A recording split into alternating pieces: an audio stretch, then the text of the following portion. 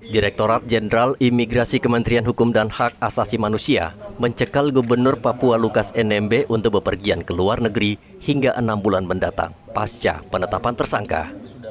Dokter pribadi Lukas NMB Anton Mote meminta pencekalan terhadap kliennya tidak dilakukan. Menurut Anton, kondisi kesehatan Gubernur Papua Lukas NMB terus menurun akibat menderita beberapa penyakit, yakni diabetes, hipertensi, jantung, dan ginjal. Ia berharap Lukas diberikan kesempatan untuk berobat rutin atau kontrol di rumah sakit di Singapura dan Manila, Filipina. Selama ini beliau mengalami beberapa jenis penyakit, salah satu adalah stroke, kemudian ada diabetes, tensi, juga ada jantung, juga ada sedikit komplikasi ke ginjal.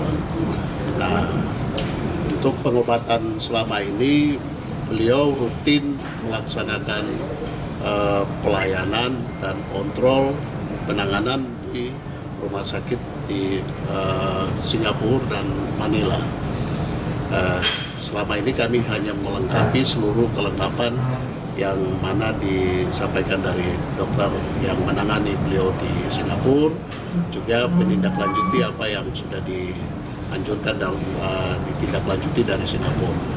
Nah, sampai saat ini obat-obat yang selama ini beliau minum sudah cukup rutin, terpantau baik.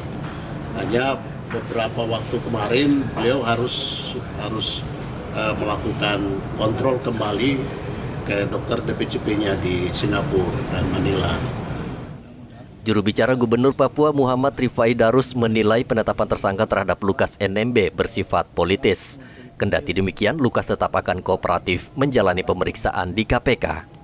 Dan sekarang beliau masih berada di kediaman di Koya dan masih dijaga begitu oleh masyarakat dan keluarga beliau.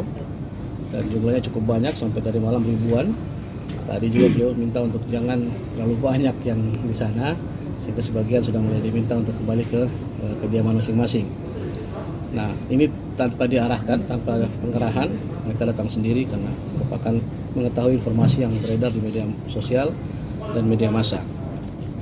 Yang kedua, saya ingin sampaikan bahwa Bapak Gubernur punya hak dalam Undang-Undang Dasar 45 pasal 28A, yaitu setiap orang berhak untuk hidup serta berhak untuk mempertahankan hidup dan kehidupannya.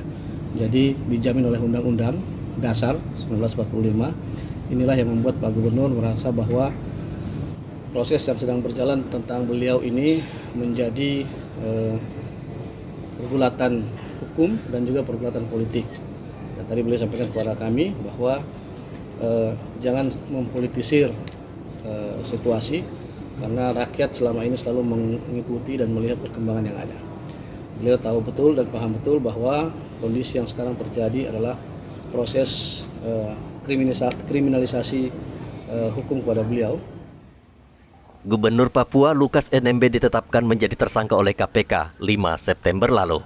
Lukas NMB diduga menerima gratifikasi sebesar 1 miliar rupiah. Uang tersebut ditransfer ke rekening pribadi Lukas ketika ia sedang berobat di Singapura tahun 2020 lalu. KPK telah memanggil Lukas NMB untuk diperiksa pada 12 September lalu, namun Lukas tidak hadir dengan alasan sakit. KPK akan menjadwalkan kembali pemeriksaan Gubernur Papua Lukas NMB setelah kondisi gubernur membaik. Hendra melaporkan dari Kota Jayapura, Papua.